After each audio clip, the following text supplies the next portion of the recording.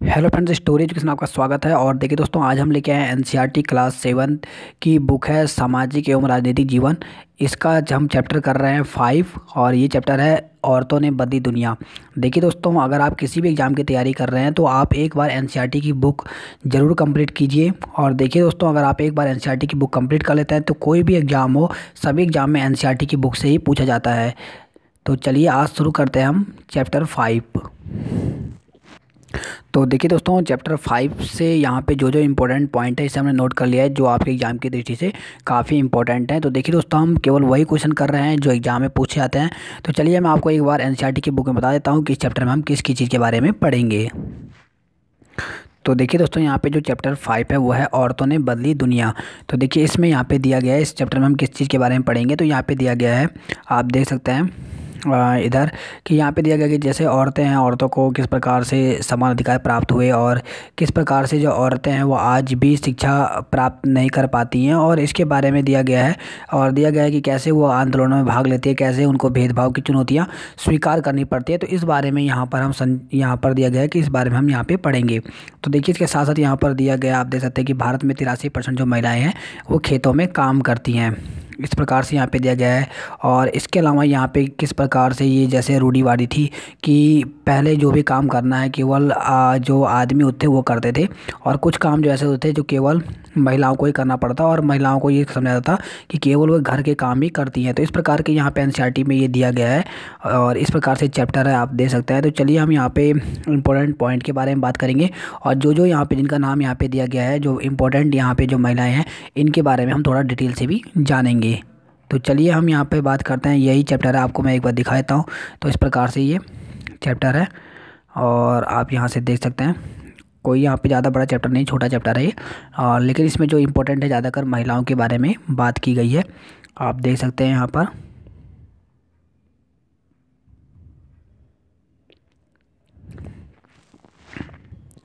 तो पहला पॉइंट है, यहाँ पे दिया गया है कि भारत में 83.6% महिलाएं खेतों में काम करती हैं।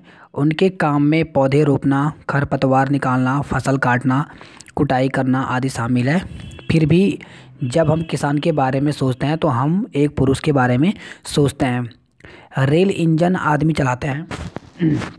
पर झारखंड के एक गरीब आदिवासी परिवार की 27 वर्षीय महिला लक्ष्मी लाकारा ने इस धारा का रुख बदल दिया। उत्तरी रेलवे की वह पहली महिला इंजन चालक है। तो ये इंपॉर्टेंट है और ये एग्जाम में पूछा जा सकता है कि उत्तरी रेलवे की पहली महिला इंजन चालक कौन है। तो वह है लक्ष्मी लाकरा। तो चलिए इनके बारे में थोड़ा सा हम एनसीईआरटी की बुक में डिटेल से पढ़ लेते हैं। तो देखिए दोस्तों, यहाँ पे दिया गया है कि रेल का इंजन आदमी चलाते हैं, पर झारखंड के एक गरीब आदिवासी परिवार की 27 वर्षीय महिला लक्ष्मी लाकरा ने इस धारा का रुख बदल दिया। उत्तरी रेलवे की वो पहली महिला इंजन चालक है। लक्ष्मी के माता पिता पढ़े लिखे नहीं हैं, पर उन्होंने अपने बच्चों को पढ़ाने के लिए बहुत संघर्ष किया। लक्ष्मी की शिक्षा एक सरकारी स्कूल में हुई। स्कूल में पढ़ने के साथ साथ लक्ष्मी घर के कामों व अन्य जिम्मेदारियों में हाथ भी बटाती रही। उसने मन लगाकर और मेहनत से पढ़ाई की और स्कूल में पूरा करके इलेक्ट्रॉनिक्स में डिप्लोमा अर्जित किया। फिर वह रेलवे बोर्ड की परीक्षा में बैठी और पहली ही कोशिश में उत्तीर्ण हो गई।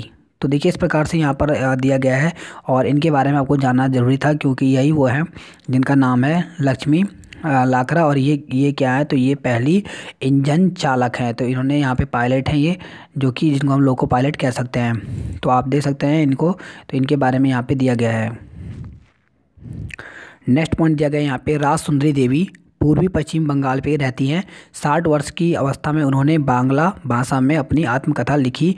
उनकी पुस्तक आमार जीवन किसी भारतीय महिला द्वारा लिखित पहली आत्मकथा है। तो ये बहुत ही इंपॉर्टेंट क्वेश्चन है और एग्जाम में पूछा जा सकता है कि कौन सी वो पहली भारतीय महिला कौन सी है जिन्होंने पहली आत्मकथा लिखी। तो उनका नाम है राज सुंदरी देवी, जिनकी आत्मकथा है आमार जीवन। तो देखिए दोस्तों, यहाँ पर दिया गया है राज सुंदरी देवी के बारे में, और इन्होंने कहा गया है कि ये पूर्वी पश्चिम बंगाल की रहती थी और 60 वर्ष की उम्र में इन्होंने बांग्ला भाषा में अपनी आत्मकथा लिखी। और ये पूछा जा सकता है कि उनकी जो आत्मकथा थी उसका नाम था आमार जीवन।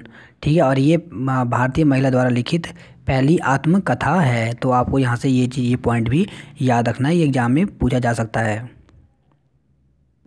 इसके अलावा जो यहाँ पे थर्ड महिला की बात की गई है उनका नाम है यहाँ पे रुकैया सखावत हुसैन। इन्होंने सुल्ताना का स्वप्न लिखी थी, तो इनके बारे में भी जानना जरूरी है क्योंकि एनसीईआरटी की बुक में है, तो ये आपके एग्जाम में पूछा जा सकता है।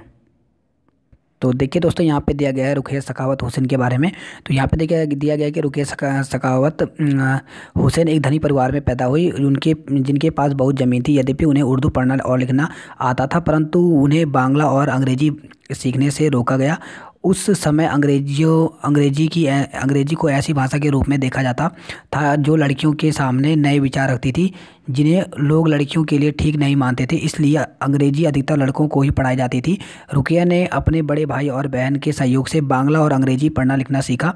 आगे जाकर वे एक लेखिका बनी। 1905 में जब वे 25 वर्ष की थी, अंग्रेजी भाषा में कौशल का अभ्यास करने के लिए उन्होंने उल्लेखनीय कहानी लिखी जिसका शीर्षक था सुल्ताना का स्वप्न। तो ये इंपॉर्टेंट है और ये एग्जाम में पूछा जा सकता है। तो देखिए यहाँ पे कहीं ना कहीं ये बताया गया है इस कहानी के द्वारा कि कहीं ना कहीं यहाँ पे जो रूढ़िवादी है इनको इन्होंने तोड़ने का काम किया है, क्योंकि यहाँ पे कहा जाता था कि अंग्रेजी जो भाषा है वो लड़कियाँ नहीं सीख सकती, लेकिन इन्होंने इसको सीख करके और इन्होंने जो रूढ़िवादी चली आ रही थी इसको इन्होंने तोड़ने का कार्य किया है।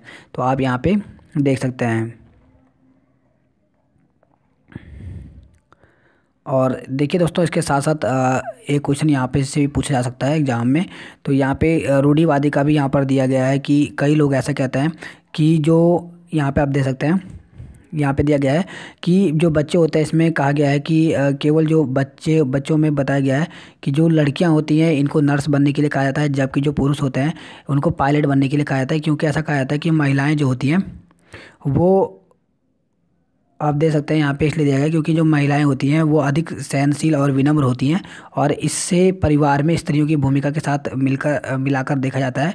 और इसी प्रकार माना जाता है कि विज्ञान की तकनीकी का दिमाग जरूरी होता है, और दिमाग के लिए ऐसा कहा जाता है कि लड़कियों के पास, या यहाँ पे दिया गया है कि लड़कियों और महिलाएं तकनीकी कार्य में सक्षम नहीं होती हैं। तो ये क्या है, एक रूढ़िवादी धारणा है। तो इसलिए कहा जाता है कि आप देखोगे अगर लड़की है तो नर्स बनेगी और लड़का है तो पायलट बनेगा। तो इस प्रकार की जो धारणा होती है यहाँ पे बताया गया है कि ये एक रूढ़िवादी विश्वास में ये क्या है, धारणा है, जिसको कई महिलाओं ने आगे चलकर इसको तोड़ा है। नेक्स्ट यहाँ पे दिया गया महिलाओं के लिए 2006 में एक कानून बना जिससे घर के अंदर शारीरिक और मानसिक हिंसा भोग रही औरतों को कानूनी सुरक्षा दी जा सके। तो ये इंपॉर्टेंट है, ये पूछा जा सकता है कि कौन सा कब बना था कानून। तो ये 2006 में बना था, जिसमें शारीरिक और मानसिक हिंसा से भोग रही जो औरतें हैं इनको कानूनी सुरक्षा दी जा सके। नेक्स्ट पॉइंट है यहाँ पर कि 1957 में नेक्स्ट है यहाँ पे 1997 में सर्वोच्च न्यायालय ने कार्य के स्थान पर और शैक्षणिक संस्थानों में महिला के साथ होने वाली यौन उत्प्रताड़ना से उन्हें सुरक्षा देने के निर्देश जारी किए। अब देखिए दोस्तों एग्जाम व्यू से क्या क्या इंपॉर्टेंट है जो आपके एग्जाम में पूछा सकता है। तो यहाँ पे पहला पॉइंट है कि माउंट एवरेस्ट पर चढ़ने वाली प्रथम महिला जापान की जुनको ताबे हैं, जो 17 मई 1975 को एवरेस्ट पर चढ़ी थी। और देखिए दोस्तों आपको पता होना चाहिए, ये एग्जाम में कई बार पूछा था। तो सबसे पहले जो चढ़ने वाली महिला थी वो कौन थी, वो जापान की जुनको ताबे थी।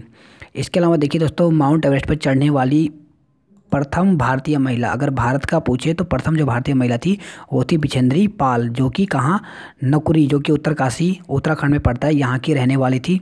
और ये एवरेस्ट को छूने वाले दुनिया की 5वीं महिला है, और भारत की प्रथम और दुनिया की 5वीं। अगर ये क्वेश्चन इस प्रकार से पूछाता है कि एवरेस्ट पर चढ़ने वाली प्रथम महिला, तब तो जापान की जुनको ताबे। और अगर क्वेश्चन इस प्रकार से बनता है कि माउंट एवरेस्ट चढ़ने वाली प्रथम भारतीय महिला पूछे अगर, तब है बिछेंद्री पाल। नेक्स्ट पॉइंट है यहाँ पे अंतरिक्ष में जाने वाले प्रथम व्यक्ति रूस के यूरी गागरिन थे। तो ये अभी देखोगे आपने एग्जाम में कई बार पूछा जा चुका है।